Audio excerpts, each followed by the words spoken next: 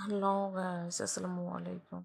আজকে সকাল সকাল চলে আসলাম নতুন একটা রেসিপি নিয়ে। দেখতে থাকেন আর এনজয় করতে থাকেন। এই গেছে থোড়া মোচা যে যেটাই চেনে দিয়ে দিচ্ছি। ফাঁপ দিব। কড়াইতে দেওয়া শেষে ঢাকনা দিয়ে ডেকে দিচ্ছি।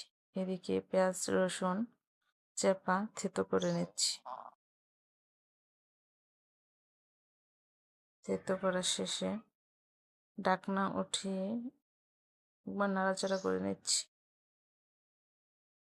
ঢাকনা দিয়ে ডেকে দিচ্ছি। কিছুক্ষণ পর ঢাকনা উঠিয়ে বড় নাড়াচাড়া করে নামিয়ে নিচ্ছি। তো কড়াই বসিয়ে পরিমাণ মতো তেল দিয়ে দিচ্ছি। পেঁয়াজ রসুন থেতো করে রাখা দিয়ে দিচ্ছি। দিয়ে নাড়াচাড়া করে নিচ্ছি। নাড়াচাড়া শেষে মরিচ গুঁড়া, হলুদ গুঁড়া, ধনিয়া গুঁড়া, লবণ দিয়ে দিচ্ছি।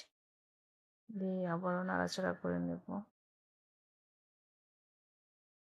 সামান্য একটু পানি দিয়ে ঢাকনা দিয়ে ডেকে দিচ্ছি। কিছুক্ষণ পর ঢাকনা উঠিয়ে আবারও নাড়াচাড়া করে কাঁঠালের বিচিগুলো দিয়ে দিচ্ছি।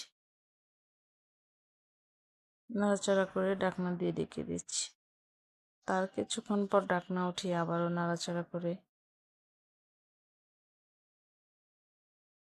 ভাপ দিয়ে রাখা থোড়া দিয়ে দিচ্ছি। দিয়ে পুঁইশাক, কুমড়ো পাতা দিয়ে দিচ্ছি। দিয়ে আবারও নাড়াচাড়া করে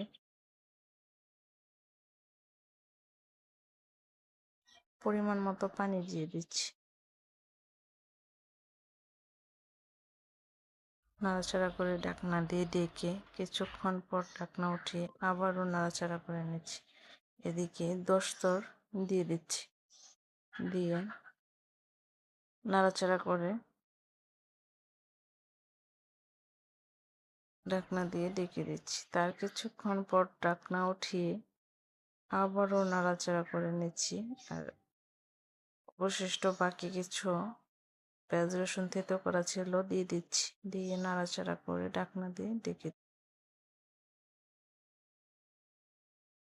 ঢাকা শেষে কিছুক্ষণ পর উঠিয়ে আবারও নাড়াচাড়া করে নিই।